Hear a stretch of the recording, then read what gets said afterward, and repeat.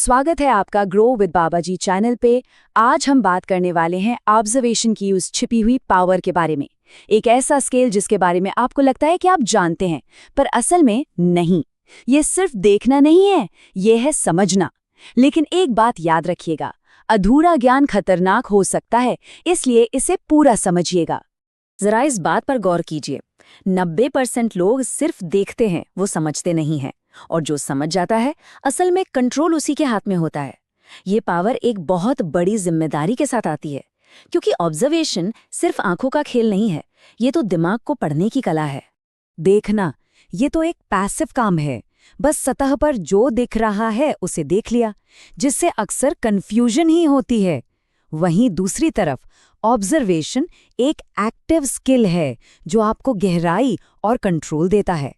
कुछ लोग बोलकर सब कुछ साबित करने में लगे रहते हैं, जबकि जो असली खिलाड़ी होते हैं वो चुपचाप सब कुछ समझ रहे होते हैं। तो इस पूरे सफर में हम क्या क्या कवर करेंगे? हम देखने और ऑब्जर्व करने के फर्क से शुरू करेंगे, फिर इसकी 3 परतों में उतरेंगे, सबकॉन्शियस सिग्नल्स को डिकोड करना सीखेंगे और उस फॉरबिडन जोन में जाएंगे जहां से विचारों को इन्फ्लुएंस किया जाता है। और आखिर में हम देखेंगे कि इसे रियल लाइफ में कैसे अप्लाई करना है। तो चलिए शुरू करते हैं ऑब्जर्वेशन की 3 परतों से। यही वो जगह है जहां एक मास्टर एक आम देखने वाले से बिल्कुल अलग हो जाता है। वो इन परतों के बीच का फर्क समझता है। पहली लेयर बिल्कुल सरफेस लेवल की है, बॉडी लैंग्वेज, चेहरे के एक्सप्रेशंस और इशारे पढ़ना। दूसरी है साइकोलॉजिकल, मतलब इंसान के शब्दों और उसके भावनाओं के बीच का जो गैप है उसे पकड़ना। और तीसरी, सबसे गहरी लेयर, वो है एनर्जेटिक। ये कुछ ऐसा है जैसे किसी के कमरे में आते ही उसके मूड को महसूस कर लेना बिना एक भी शब्द सुने। जब आप इस लेवल पर पहुंच जाते हैं तो आप सच को आवाज में नहीं, खामोशी में ढूंढते हैं। तो अब चलते हैं प्रैक्टिकल टूलकिट पर। ये वो सिग्नल है जो लोग छुपाना तो चाहते हैं, लेकिन उनका सबकॉन्शियस माइंड उन्हें बाहर फेंक देता है। और यही वो मोमेंट है जो एक ऑब्जर्वर को मैनिपुलेटर बना देता है।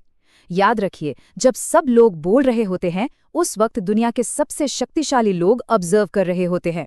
सबसे पहला और सबसे जरूरी सिग्नल है ब्रीदिंग पैटर्न। जब कोई झूठ बोलता है या तनाव में होता है तो उसकी सांस लेने का तरीका बदल जाता है। आराम से चलते चलते अचानक तेज हो जाता है। ये सबकॉन्शियस स्ट्रेस का एक साफ संकेत है, और ये एक ऐसी तकनीक है जिसे FBI के लोग बिना कोई प्रेशर डाले सच उगलवाने के लिए इस्तेमाल करते हैं। इताची उचिहा याद है? जब भी वो अपने दुश्मनों के सामने आता था, उनकी सांसें भारी हो जाती थी। इताची उनके इसी डर को ऑब्जर्व करता था और बिना एक शब्द कहे उनकी कमजोरी समझ जाता था। यही है असली ऑब्जर्वेशन, बिना कुछ कहे किसी का दिमाग पढ़ लेना। अगला है माइक्रोपॉज। जब कोई बोलते बोलते सिर्फ आधे सेकंड के लिए भी रुकता है तो उसके पीछे कोई ना कोई वजह होती है। या तो वो कोई झूठ बना रहा है या फिर अपने इमोशंस को कंट्रोल करने की कोशिश कर रहा है। बस इस छोटे से ठहराव को पकड़ना सीख लीजिए और आप उनके शब्द खत्म होने से पहले ही उनकी फीलिंग्स को समझ जाएंगे। और फिर आता है साइलेंस ट्रैप। बातचीत के बीच में अचानक से चुप हो जाइए। आप देखेंगे कि सामने वाला कैसे अनकंफर्टेबल हो जाता है। उस खामोशी को भरने के लिए वो अक्सर वो राज भी बता देते हैं जिन्हें वो छिपा रहे थे। वैसे अगर ये वीडियो और इसकी टेक्निक्स आपको अच्छी लग रही हैं तो वीडियो को लाइक करना मत भूलिएगा। बस इमेजिन करके देखिए, आप इन सारी सिग्नल्स को पढ़ पा रहे हैं। सांसें, ठहराव, खामोशी।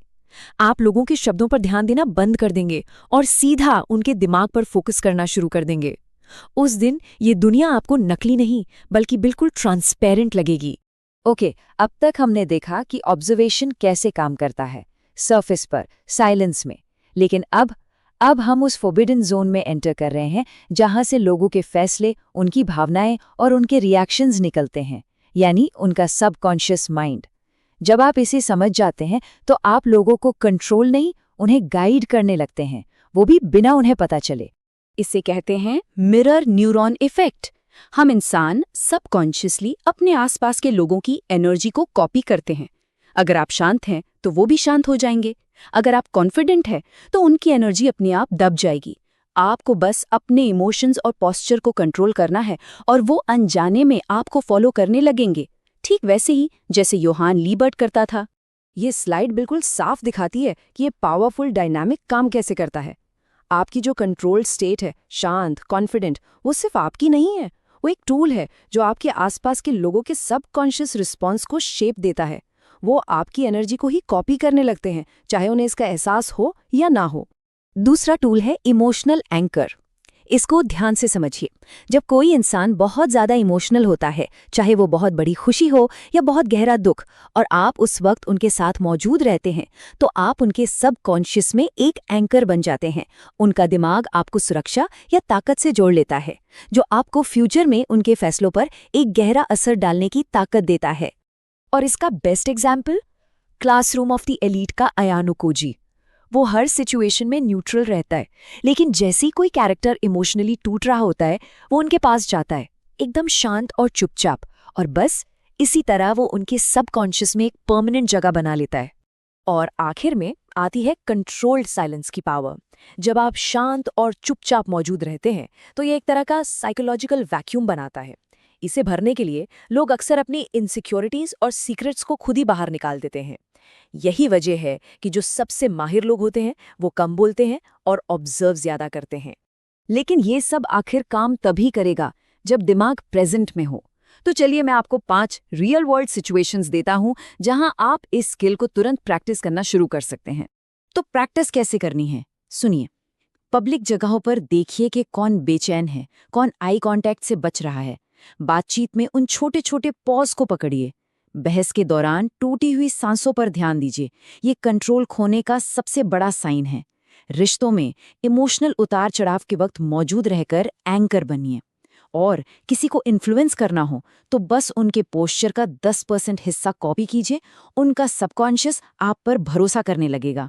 ये सब कुछ सीखने के बाद आपको समझ आएगा कि ऑब्जर्वेशन सिर्फ देखना नहीं है, बल्कि ये सच्चाई की छिपी हुई परतों के अंदर घुसने जैसा है।